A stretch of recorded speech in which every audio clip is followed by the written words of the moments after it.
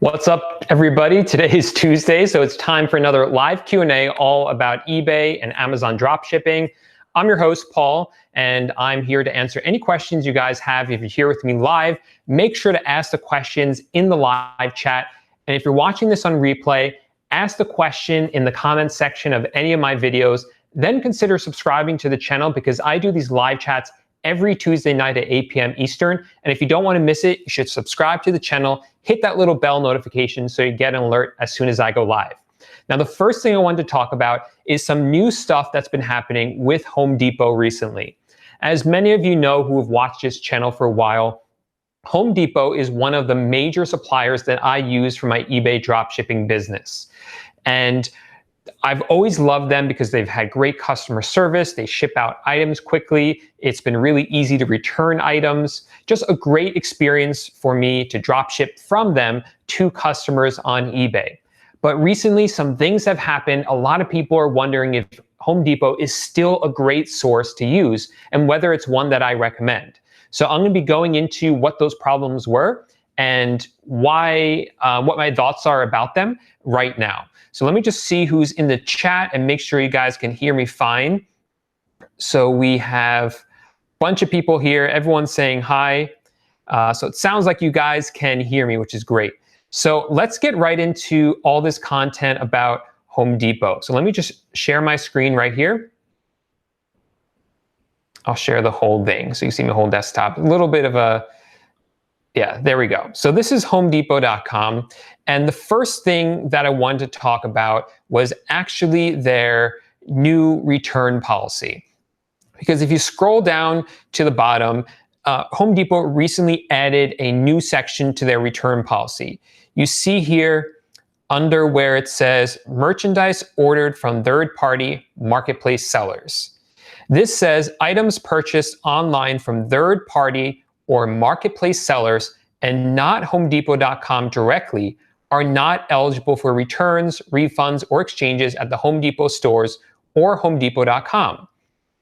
Those items must be returned to the seller they were purchased from in accordance with their returns policy. This was recently enacted, just as far as I know, a week or so ago. To be quite honest, this is pretty vague. I'm not even sure what this means exactly. So let's break it down what it says. Items purchased online from third-party or marketplace sellers. A marketplace seller, as far as I know, is someone, usually what it means is someone who is selling items on Home Depot that is not Home Depot themselves. So that's a little bit strange that they put that in there. Third party would be someone like me. So I am a third party because a lot of people on eBay don't buy directly from Home Depot, they buy from me. So items purchased from me and not homedepot.com directly are not eligible for returns, refunds, or exchanges at the Home Depot stores or homedepot.com. Well, again, this whole sentence is just a little vague because the items were purchased from the third party, the person on eBay, from me. But then I purchased them from Home Depot. So I'm the one buying them from Home Depot, so I should be able to return them to Home Depot. And the problem here is that a lot of people have been chatting into Home Depot asking for returns. And these are some of the messages that people are getting. These are some I grabbed from other people online on Facebook. This person tried to return an item. It says, I do have to inform you. So in other words, you open up a chat on Home Depot and usually you ask them to return an item and they'll give you a label or they'll have UPS come pick up the item. Well, in this case, the representative said, I do have to inform you that due to a recent policy update, we are no longer able to process returns for marketplace resellers. The recipient has to send the item back to you and then it would have to be returned to a local Home Depot store. Now, again, this isn't quite in alignment with this, what it says, because if you take this literally, items purchased online from third-party marketplace sellers.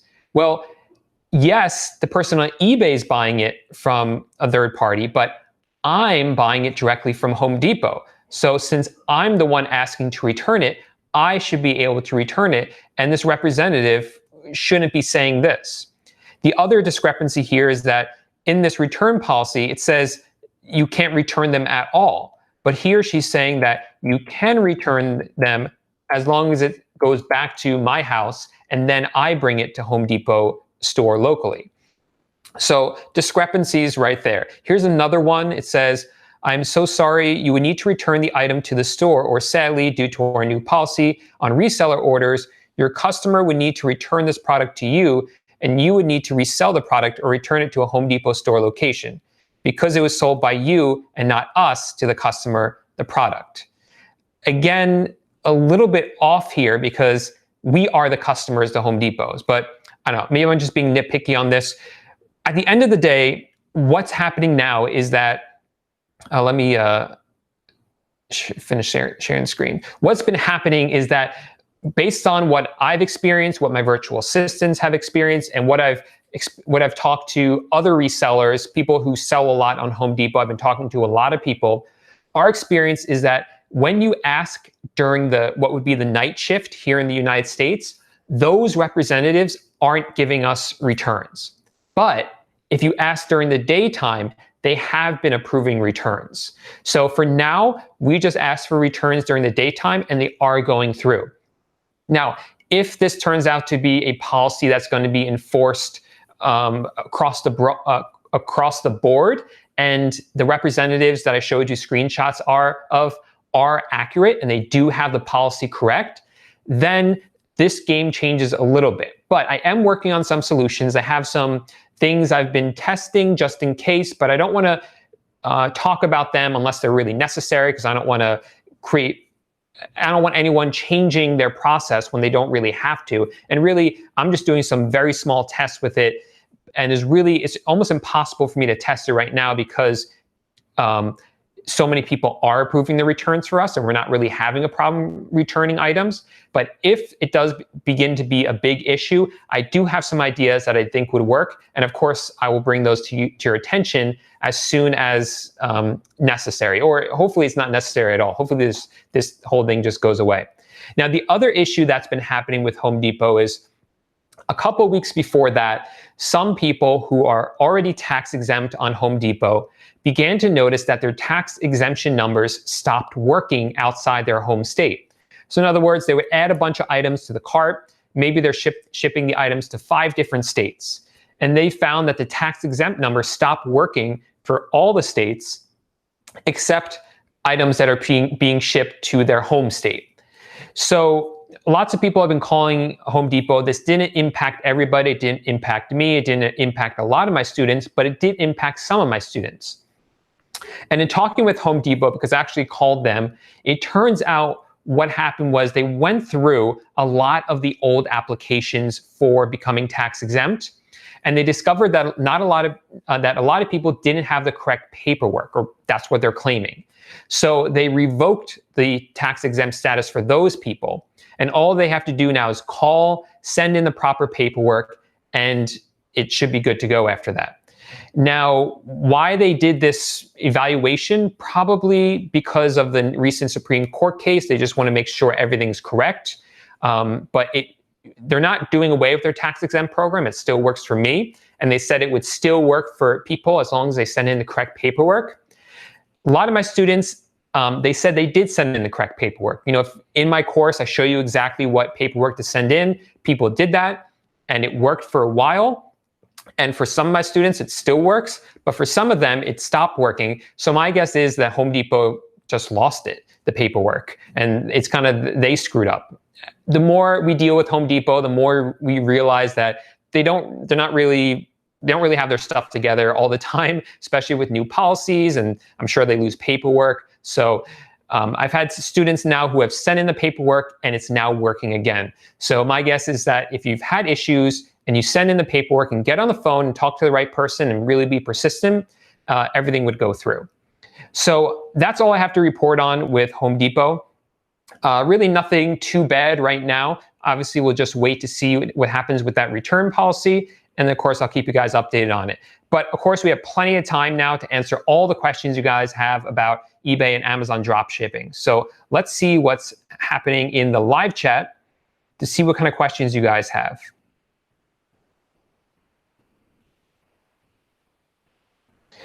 Okay. Let's see. Kimberly is saying, hi, saw me last night on the Thrifty Flamingo YouTube channel. I was over there talking with those guys, great guys who talk about Poshmark quite a bit. Let's see. Yeah, and Paul L makes a great point about Home Depot. Paul says, one thing I've learned dealing with Home Depot is that their chat representatives are all lost and most of the time make up things on the fly. That's probably right.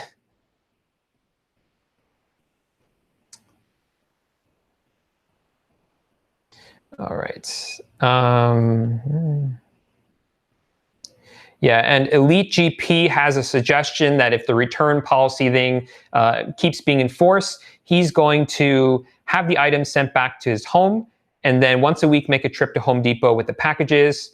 LOL, would love to see their faces. Yeah, I'm going to tell a quick story about that because maybe about 6 months ago when eBay changed one of their policies without me really realizing it, I got a lot of packages returned to my house.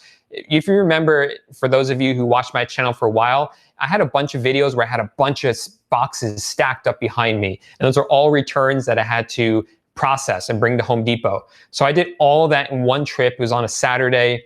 And I come in with this huge dolly and all online returns. And for some reason, the online returns they don't always know how to process them in the store. They're kind of confused by it. But at this point, I'm an expert because I spent so much time with them that day trying to get it sorted out. But their faces when I came in with all those boxes, they're like, oh no. And there's a huge line of people behind me.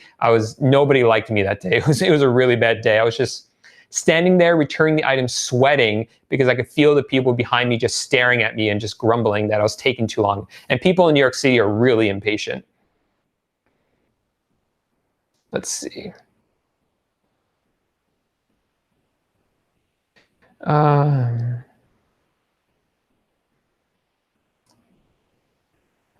Okay.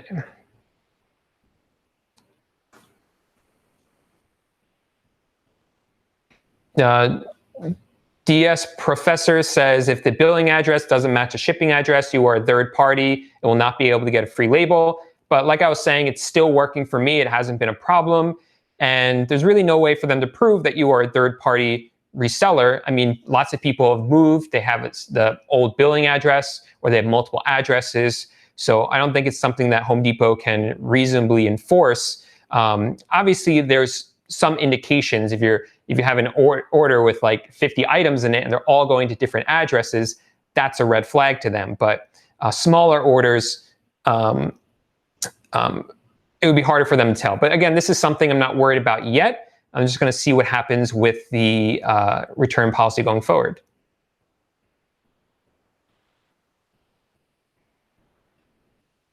Let's see. Okay, let me get some questions I had from the week from people. I had Paul A ask a question. Paul A said, what is the correct workflow to maximize your profit per hour worked?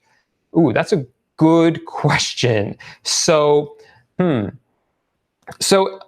don't know if I could really answer this in a very succinct way right now, but what I would say is that it is important to get some sort of workflow.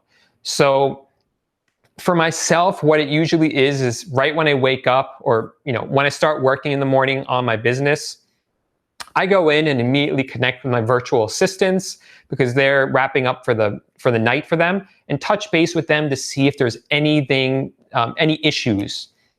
Usually there's not. Usually there's just regular things I have to deal with, so that usually just takes a minute. Then I log into Reply Manager, which is a software I use to help me manage my messages on eBay.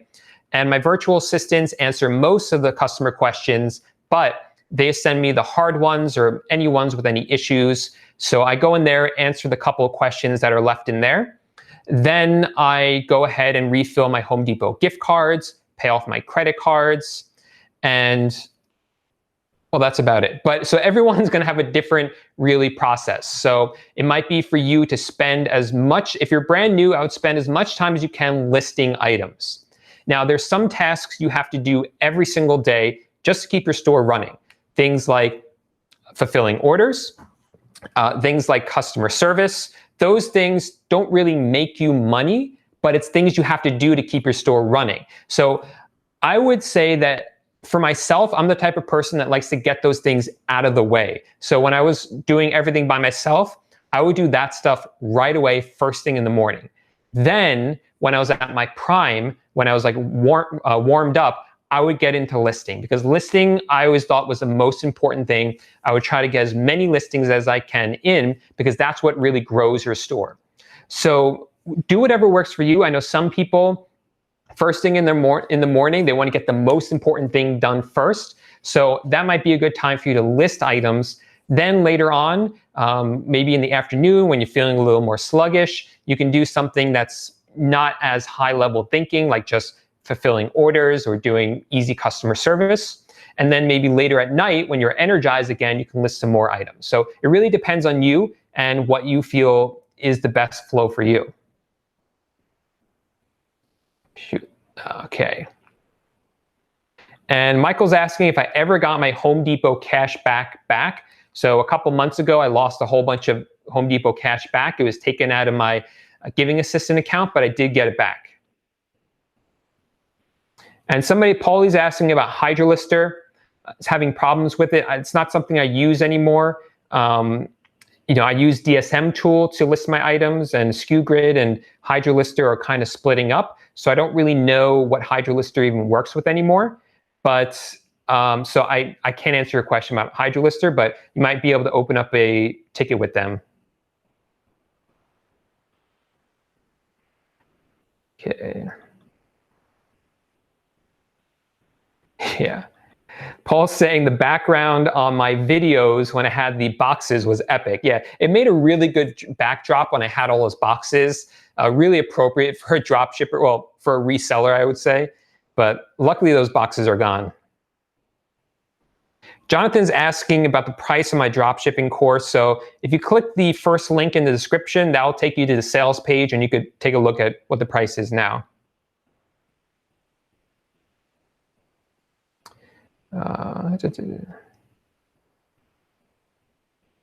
So Josh is asking about Amazon dropshipping, which I've gotten into recently. So I should be able to answer this question for you, Josh. Josh is saying, does dropshipping on Amazon seem like a scalable model with all the extra metrics? So my initial thought was that it wasn't a very good business model because the metrics are so hard, because you got to stay on top of it. But of course, there are people who found a way to make it work. And there are people out there who are doing really well with it. I've been doing pretty well with it as well. I think what's really important is that you find a really good supplier, a supplier that really takes care of their customers, who are you and the person you're shipping it to, gets those items out quickly, and has outstanding customer service.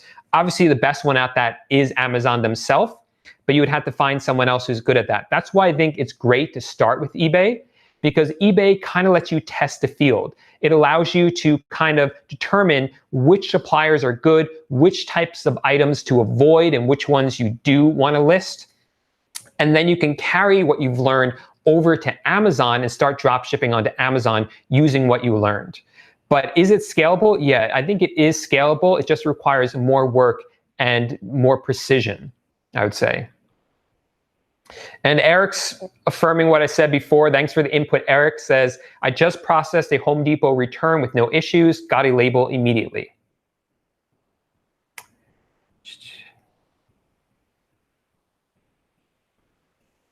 So Victor is saying that he received a few phone calls from Home Depot about return cancellations. Not really clear about what that is. So Victor, what happens, this didn't used to happen. I don't know why they started doing it recently, or not recently, I guess within the past couple months, or maybe I just never noticed it before. You would open up a return, and usually these are returns where the UPS truck would go out to pick up the item, because Home Depot will do returns like that. And if the item is never returned, the tracking number doesn't show any movement, then Home Depot closes out the return. So you'll get an email or a phone call letting you know that they're closing out that return. And it's not eligible for a return anymore. But that's okay, because at that point, the customer didn't send it back. You can close out the return on eBay as well, and everyone just, it stays the way it is.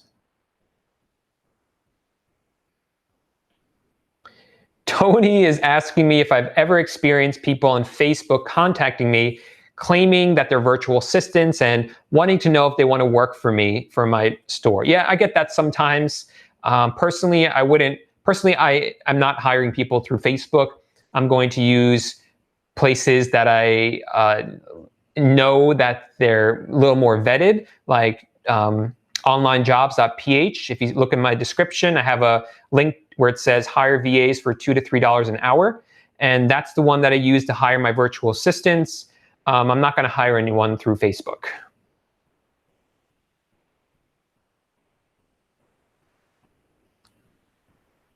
Okay.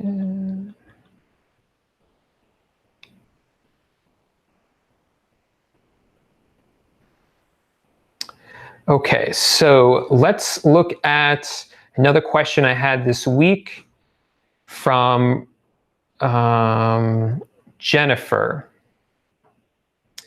So Jennifer, this kind of plays off the last thing I was talking about. Jennifer wants to know how I vet some unknown or lesser known suppliers to determine if they are dropship friendly. So in other words, we all know that sources like Amazon and Walmart and Home Depot are all great to dropship from. But what about, let's say you find a new one. How do you know if they are good to dropship from? Really, the best way to do this is to buy an item from them and have it shipped to yourself. See what the checkout process is like, see if their website works well, see how long it takes to get the item, see if you can get some sort of discount, either through discount codes or coupons. Take a look at the box when it arrives. Is there an invoice in it? Is the price in there? How long does it take to arrive? And then return the item and see what the return process is like. So these are all things you want to consider when you're looking at a new source, Jennifer. Okay. And Josh Allen is asking me what documents I pull for monthly tax purposes. So talking about income tax here, because it's when you make money in America, the government's going to want a piece of it. So what I do every month is I just go into all my credit cards, pull my credit card information for the month, not by statement. I pull it for the calendar month. And then I go into my bank account statements, and again, I get them for the month. And I go into PayPal and get those for the month, as well as eBay and get those for the month. And I just add everything up, subtract everything up. I do it all in Excel or Google Sheets. And then I input the end numbers into QuickBooks. So I input how much I paid for cost of goods, how much my PayPal fees were, how much my eBay fees were. I add all those up in Excel, and all my different expenses, and I categorize each of them inside QuickBooks.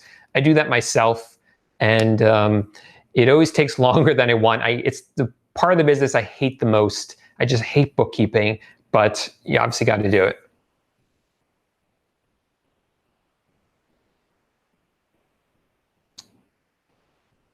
Okay.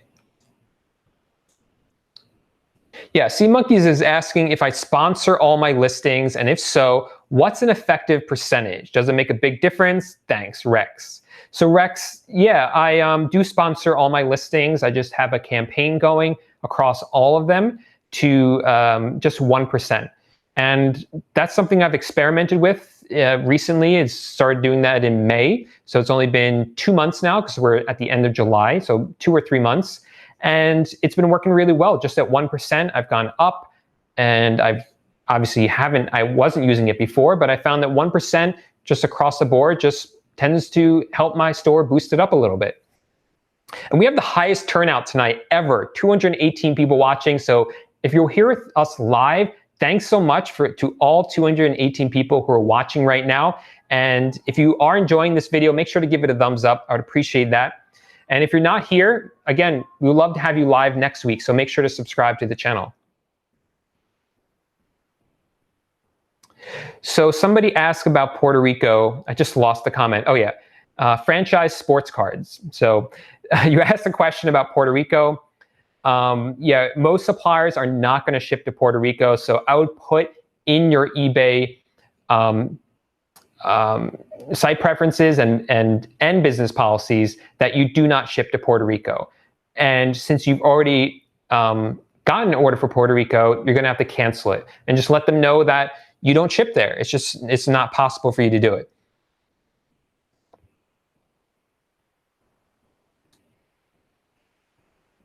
Yeah, so Engelbert Humperdinck, this makes me crack up. Engelbert Humperdinck says, when you use credit cards, obviously you're putting a ton of money through them. Have I ever gotten into any trouble with the credit card companies, or do they like it? So I don't know if they like it, but I've never gotten in trouble with it. I've always used the credit cards with no issues. Sometimes they will cancel transactions and put a hold on it, especially with Home Depot in the beginning, because the way Home Depot works is, let's say I place an order that's $100, but there's 10 items in that order and each item is $10. So what happens is it's not one order for $100. Once the item ships, they charge me individually for each item. So on one day, I might get 5, 6, 7, or even 10 charges for $10 right in a row. That could look fraudulent to the credit card company. Now, they might put a flag or hold on your account at first, but if you keep calling and let them know you don't want them to cancel these, you don't want the holds anymore because you're a high volume seller, just kind of explain what you're doing briefly, those holds will stop. And it hasn't been a problem since months ago when I first started. So I don't know if they like it. They still give me my cash back and it hasn't been any issues with it. I just think they're happy if I use them instead of another company.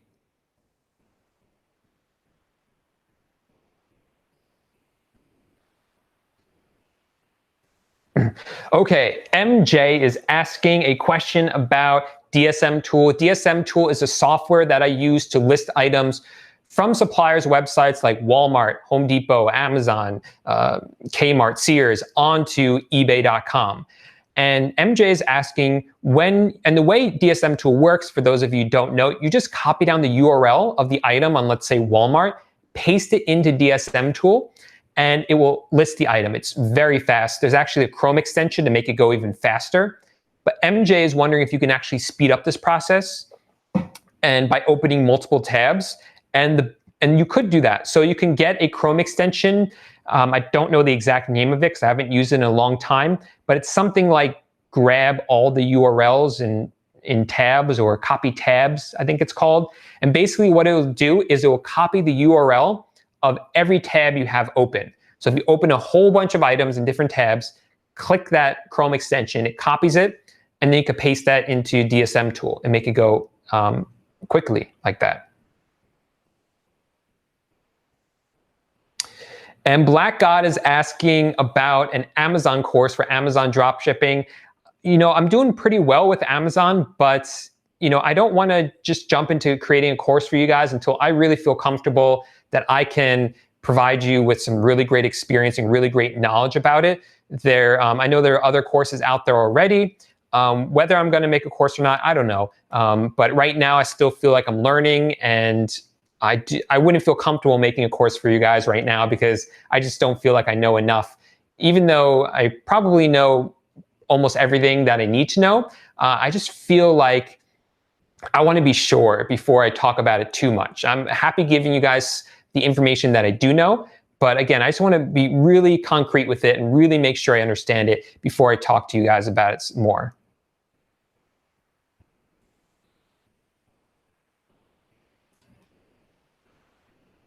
All right, okay.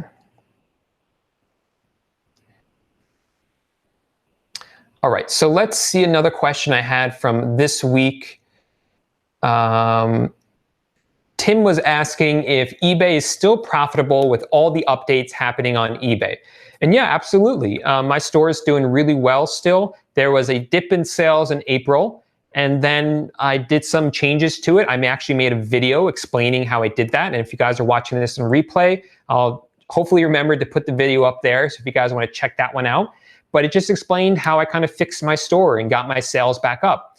And things have been riding well since then. Actually kept getting better after that. So yep, everything's still going well. It's just about adapting to all the changes, and more changes are coming. I just heard that we heard about probably 4, 5, 6 months ago that eBay was going to slowly move over to their own payment processor. So in other words, they're going to get rid of PayPal. They said the projected timeline was into 2020 or 2021, but apparently they're already inviting some sellers to try it later in the fall. So that was kind of a surprise for me, but we'll see what that's like. It might streamline the process and make things easier. And obviously eBay is moving to a more catalog-based system, but that has already started. And even the items that have already been connected with the catalog that I'm selling are still selling well in my store. So right now it's still going well with that. Okay.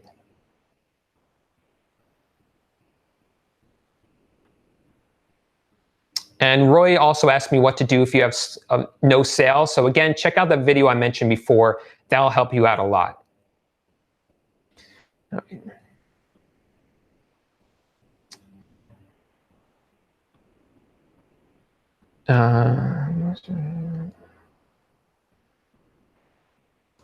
Yeah, so Paul L makes a good point. Thanks for this tip. It's a good one to throw out there, Paul. So he said he learned that most backyard pest control stuff from Home Depot doesn't ship to a lot of states in the country. And sometimes you'll miss that when you're posting the item, when you're bulk listing. So before I kind of mentioned how you can bulk list using DSM tool, but one of the drawbacks of that is you could miss out on some things you want to remove from your listing or add to the listing. So in other words, when you're selling an item from Home Depot, it will tell you which states it doesn't ship to.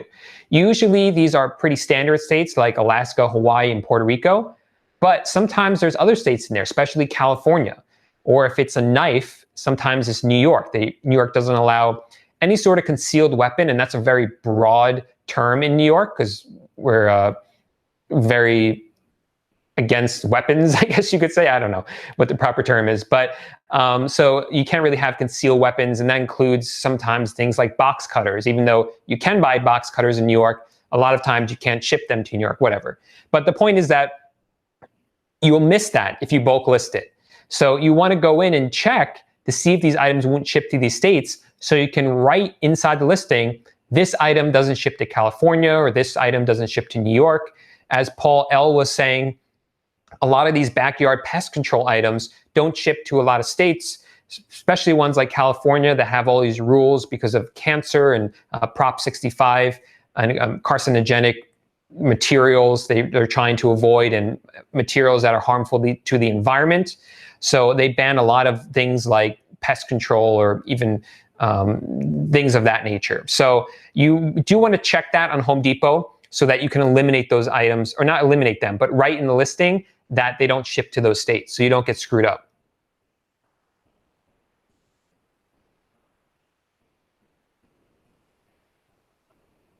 Okay.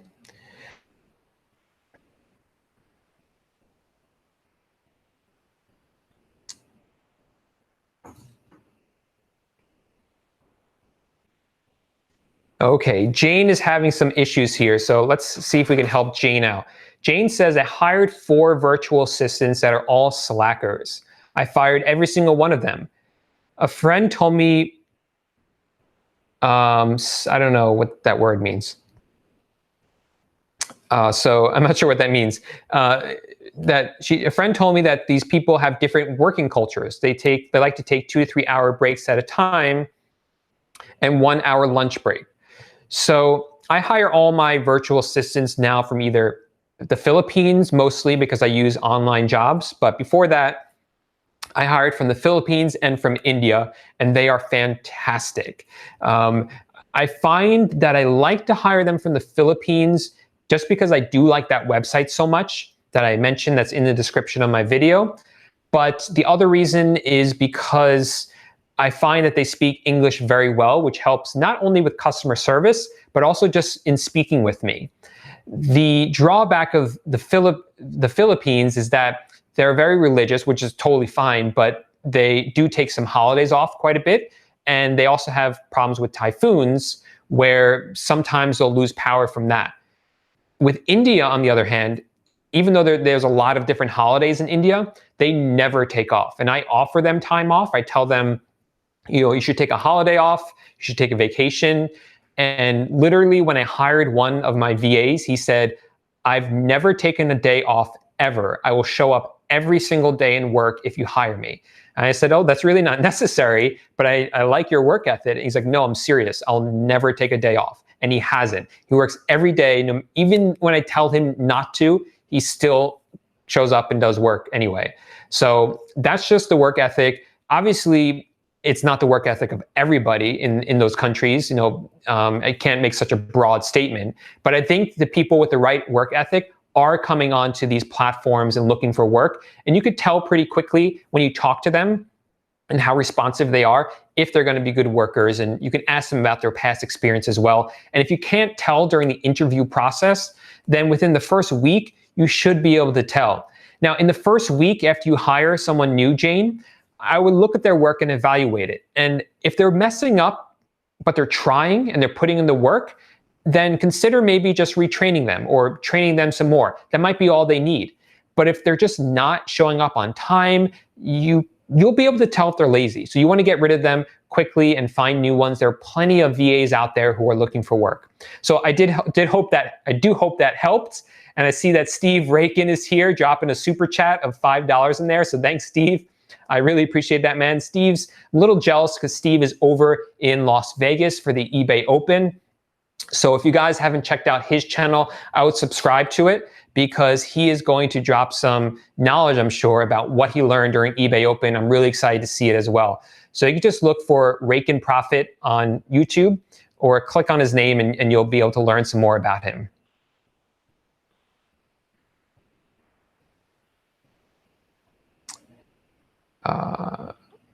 Okay.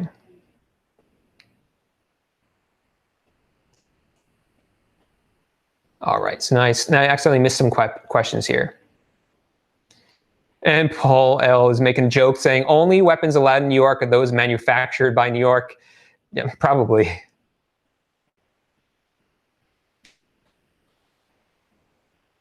All right, let's see what's going on here. Okay, so another question from the week from Mike. Mike was saying, how do you stay focused and not take this business so personal with all the returns, some negative feedbacks, and rude emails? Yeah, Mike, that's a really good question. And it's something I struggled a lot with at first because I did take it personally. If I had a slow day in sales, I had a bad day. Like, it made me feel like depressed. I was like, ugh, I'm having a bad day. And then I'm like, why do I feel so down? And I realized it's because my sales are a little down today. And I realized how silly that is, that I'm equating money with happiness. So it's not a good feeling to have. And then you get problems with customers and it just like, it just gets in your head. And at the end of the day, you're correct. This is business and you shouldn't take it personally. Now, the easiest way to deal with this is to hire virtual assistants, right? Because then you're not looking at the returns or the negative feedback or the rude emails. The VAs are taking care of all that for you. And that's where you want to aim towards because that actually helps a lot. You could just create a script for them to use and to copy and paste from. Because they're employees, they're not going to take it too personally. You're not seeing them, so it's not going to impact you as much. It's a really good situation for everybody. Now, in the meantime, I still suggest you create these scripts and create a workflow for yourself. Actually write down exactly what you do in all these situations that come up that you just hate. What to do when you get a return, what to do when you get negative feedback or rude email, exactly step by step what to do. Then when it happens, don't even think about it. Just close your eyes, take a breath, and just get very mechanical and go through the process. You don't want to the one thing you want to avoid here, What we're trying to do is avoid reacting. We're trying to avoid an emotional reaction. So if you plan it out beforehand, when you're calm, before you get one of these problems come up or one of these sticky situations that just make you angry, when you're still calm, create this workflow and scripts. So that way when they come up and you follow it, you can have confidence in following it because you know that you wrote it out while you were calm and level-headed. Then just go through it, and I'm serious, you just got to move on. Because if you waste time thinking about it, your store is never going to grow. But easier said than done, right? Because for myself, even now, it still bugs me sometimes. So for instance, I had a customer the other day who they got the item, they saw it was in a Home Depot box, and this is ironic because I recently made a video talking about how I've shipped tens of thousands of items to customers, and so very few of them have complained about the fact that it came from another website like Home Depot. But very soon after I made that video, I actually had a customer complain that it came from Home Depot, which is a very rare case. So what they did was actually open up a return saying, I want to return this item because I can just buy it for a few dollars less at Home Depot. So originally, I was going to have Home Depot go pick it up. But then I thought about it because the person was being really rude to me. So I said, no, I'm not going to do that. I'm going to make the person ship it back to me, even though I don't want it, and then I'll return it. And the reason I did that was out of spite because the guy was being such a jerk and so mean. And I said, okay, this is buyer's remorse. You have to ship it back to me. You got to pay for it. And then we'll take care of it from there, which he didn't like. So he left me negative feedback, which I got removed because he was threatening. Originally, what he did was he asked for the difference back and I wouldn't give it to him. So they considered that as feedback extortion, so they removed it. So in retrospect, I wasted so much time just being spiteful towards this guy, and it was a complete waste of time. Did it feel a little good? Yeah, I guess so. I mean, I'm human, and sometimes, getting at someone who's just been a jerk to you feels kind of good. But in retrospect, I wish I didn't do it because it was a complete waste of time. And I kind of feel bad that it didn't give my customer good customer service, even though they were being a jerk. So I kind of wish I just let my VAs deal with it or just, sent them a return label.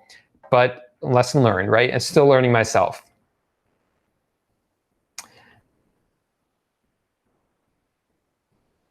Okay. Oh, and Stacy is here. Stacy says, thanks for all the great content and for sharing your time with us. Left me $4.99 in the super chat and didn't even ask a question. So thank you, Stacy. That's awesome.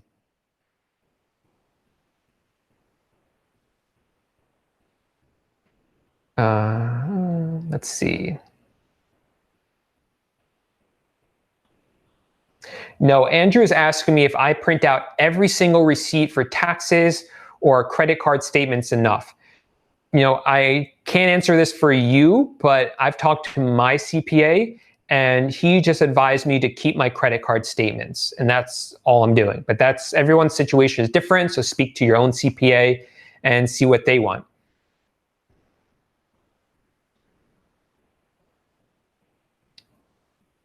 Okay.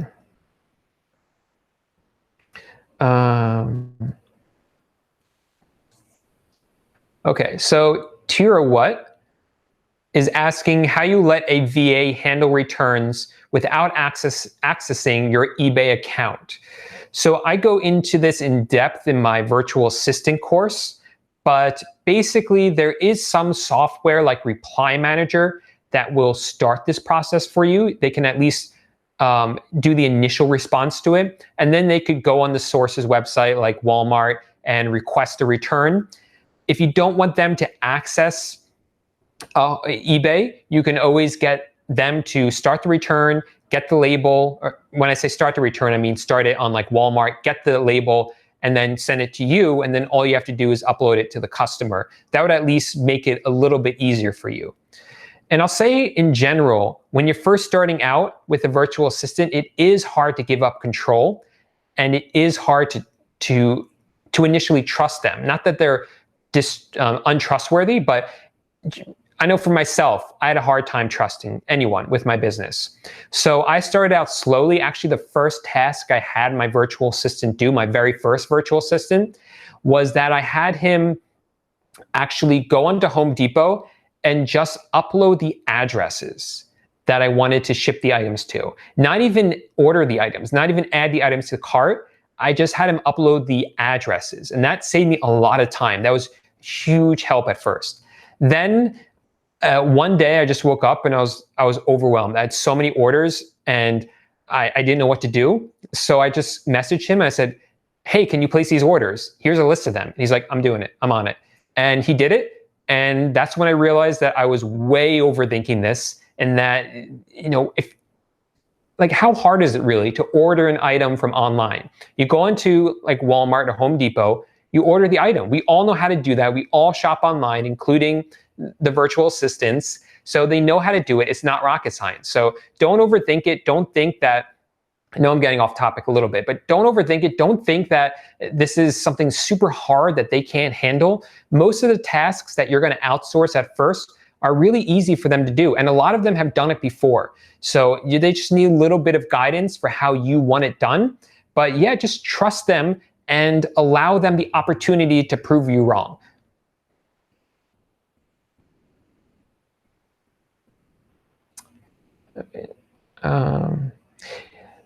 Eric is asking what software I use to dropship onto Amazon. So right now I'm using SKUGrid, but I'm going to be making a switch because I'm not crazy about it. It's not necessarily bad, but I want to try out some other ones that I would think would work better, specifically because the problem with SKUGrid is that it doesn't account for the buy box. What I mean by that is when you go into Amazon, you're selling an item, you obviously, a lot of you are familiar with the buy box. When you are buying an item, you go to Amazon, you find the listing, it says add to cart, big button. Well, that's just one seller. There are maybe a dozen other sellers that you can shop from instead, but only one person gets that buy box. So in order to get it, you usually have to have a pretty competitively priced item on Amazon. Now, something like SKUGrid doesn't account for the other sellers. It doesn't help keep you, competitive. That they do have a buy box algorithm built into it that you can use, but I just didn't feel like it worked the way that I wanted it to work. So I'm going to try some other ones that do. I'll tell you which ones I'm looking at, but I can't recommend any of them one way or the other because I haven't tried them. I'm going to be trying Web Scraper App Eagle, Ecom Solutions, Price Yak, and there's another one that I just found that the name just slipped my mind. So that was another one I'm going to check out as well, and just see which one works best for me, and then I'll report back once I hope I don't try all of them because I feel like that would just slow down my business. But I'll let you guys know what I do discover.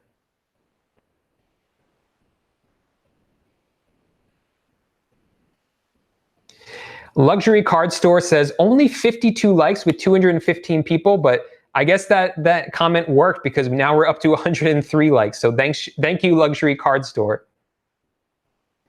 And Jane's saying that the people in the Philippines take 4 hours off every time of day. It doesn't matter what day. They always say they have family problems, they're sick. I don't know. That hasn't been my experience in general. Obviously, I've had some that didn't work out well. But overall, they've been great. JR is asking when it's time to purchase an eBay store subscription. And JR, I can't remember if I made a YouTube video about this or if it's just in my course, but you have to do the math on it. And I don't know the math off the top of my head, especially with the recent changes to the different store models or store subscriptions. It is inside my course. I'm confident of that.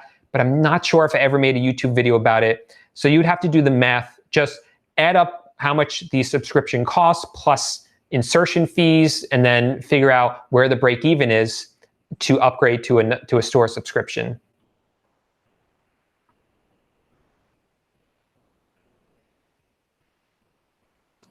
Yeah, and Andrew makes a good point, especially where it comes to hiring virtual assistants. Once you get to about 30 orders a day, processing orders becomes a huge time burner. Yeah, and you don't want to waste your time. Andrew, you don't have a VA yet? You've got to hire a VA, man, because you're probably wasting so much time, not wasting time, so much time. You're probably spending so much time ordering items. You're not spending enough time growing your store. So Andrew, you should really consider hiring a virtual assistant at this point.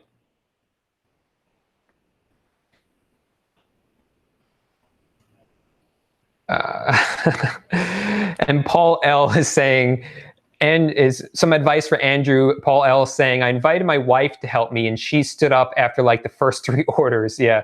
So, this could be a family business. I was just speaking to someone on Facebook, and I'm so sorry I forgot your name all of a sudden. But he was telling me that he has his wife helping him, he has his kid helping him, and I just thought that was awesome that the whole family was pitching in and helping with that. That's really cool. But yeah, placing orders is just one of those things I don't like to do, which is why it's one of the first things I outsourced.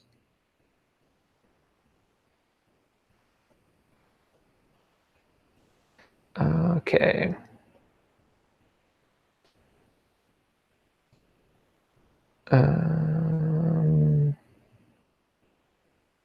Alan is asking if dropshipping takes too much money up front, or does it take much to invest? It really doesn't take much to get started with eBay dropshipping, because you're not buying items until they sell on eBay. So the only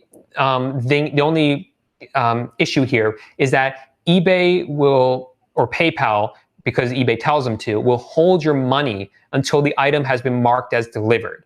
So that means that you have to buy it with a credit card or with your own money and then reimburse yourself just until PayPal releases that money. But you're just like borrowing basically from yourself or using a credit card. But other than that, it's really low cost to get started.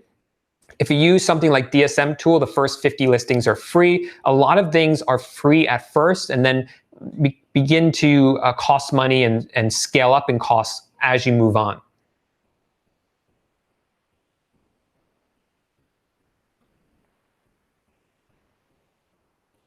Yeah, Mario's asking me if I have a favorite response to the customer who says that the item was shipped directly from the supplier. Yeah, I do actually have a whole PDF about this, and I forget the link, so let me look it up real quick, and I'll tell you how to get that free, like, downloadable PDF that tells you exactly how to deal with those customers.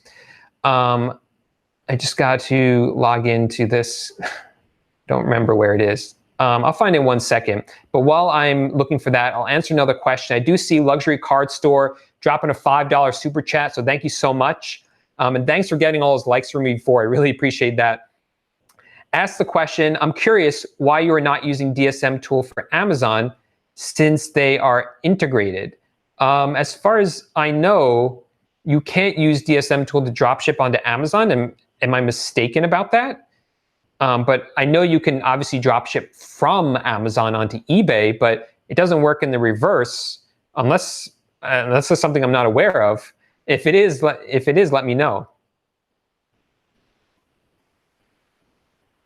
Let's see.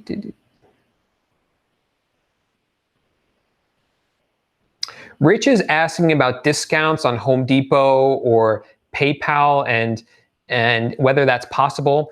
PayPal in the past used to offer discounts to high volume sellers, but they don't do that anymore, which is really unfortunate because it's just unfortunate because it's something that a lot of us would qualify for, but we don't anymore.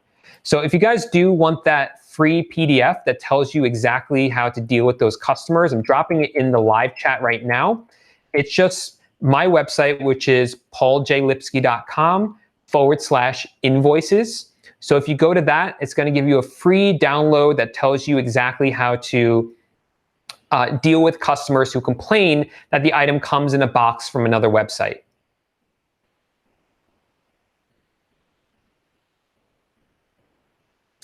Okay, we're about 5 minutes left here, but I'm going to keep answering questions. For some reason, we have so many people here tonight, which is awesome. The old record was 204 people in the live chat. We had over 230, so we blew that away tonight. So thank you guys so much for coming out. But let's keep getting some questions because they keep rolling in. And Slinky Does It, a great name, says, how do you handle a return? I sourced the item from Amazon, they buy it on eBay, and they want to return it. How do you handle that? Super simple. Let's say you, just pretend for a minute, you bought the item for yourself from Amazon and shipped it to yourself. What would you do if you wanted to return it? You would contact Amazon through their chat or call them, and they would send you a prepaid return label. Well, you take that label and you email it or send it through the messenger to the customer, or you upload it to the return case, and that's it. They use that label, they ship it to Amazon, Amazon refunds you, you refund the customer, and that's it. And once you refund the customer or through the return case, you'll get your final value fee back. The only thing you don't get back is the 30 cents that PayPal charges, but you get the rest of that back, the 2.9% from PayPal.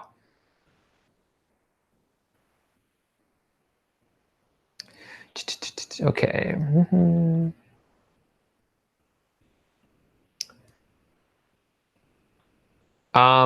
Let's see. Okay, JR is asking how I was able to grow my store so quickly, so big. So I really didn't grow my store too quickly. I've shown this in other videos. Actually, if you go to my sales page for my course, which is the first link in the description of the video, I have a promo video, and I show you that in the beginning it was a slow start. I had like a couple of like okay months, and then a big dip, and then it went up a little bit, and then it wasn't until 8 or 9 months in that my sales really began to lift off. So it really takes hard work. I mean, in my course and on YouTube, I'm teaching you guys how to do this. I'm trying to make it easy for you guys to get the knowledge that you need to get started. But the knowledge can only bring you so far. You have to put in the hard work. You have to be willing to keep going even when it gets frustrating that you can't list more items because your listing limit isn't high enough. And I started with the low listing limit, but you got to keep moving and have confidence in yourself that if you do keep working, you will get a higher listing limit. And when you list more items, you'll get more sales and more profit. So if you keep at it, that's really the way to increase your store. And you really got to have patience and perseverance.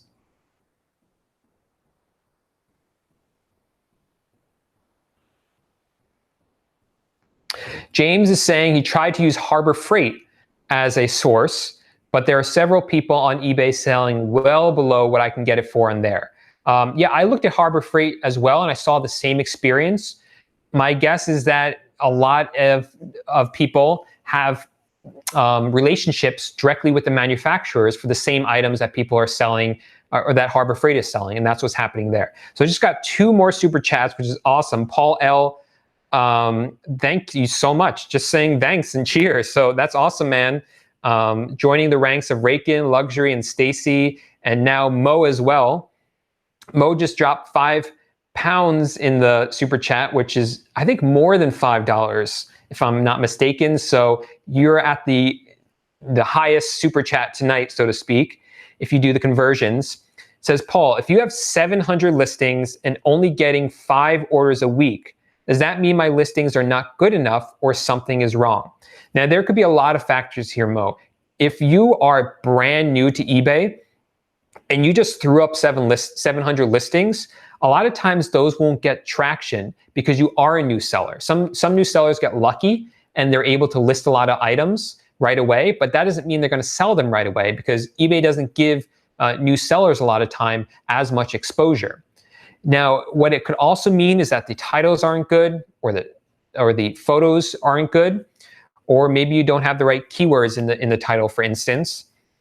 But what could help is just running a promoted listing campaign. It could also be that you just have the wrong products. If you listed a whole bunch of products that people aren't interested in, those ones aren't going to sell as well. So the hard part here is isolating each of those possibilities and finding what the issue is. So what I would recommend you do is maybe change one of those variables. Maybe I would start a promoted listing campaign and see if that helps. And if that helps, then that's all you have to do. Maybe try, as you continue to list items, list them with better keywords or do more product research and just see what works for you.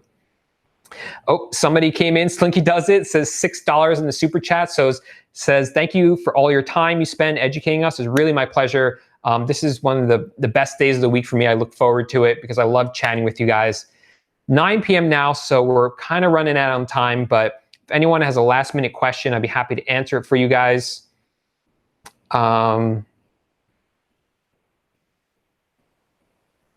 Mario says that he just started with DSM tool yesterday because I suggested it, and he got his first sale today. So congratulations, Mario. That's awesome. And Dominique, yeah, when I hired a VA, my sales went up. George is joining the ranks, dropped a $4.99 super chat. Says, I joined yesterday, love the course. Can you approve my request to be added to the private Facebook group? Heading on a trip and want to immerse myself? Yeah, definitely. I'll go in there. I have a VA who's supposed to do it, but she's asleep right now. But I'll go in right after this, George, and approve you right away. And I really appreciate the super chat. You guys are awesome. I had a lot of fun tonight talking with you guys. It's 9 o'clock now, so it's been an hour. So I'm going to close it up right now. If you guys weren't here live, consider coming here live because we have a lot of fun every week answering questions, talking back and forth. So make sure to subscribe to the channel. If you like it, give it a thumbs up and hit the little bell so that next time I go live, you guys don't miss it and you can join us and have fun with us. And I hope you guys have a really, really great week and I'll see you next week.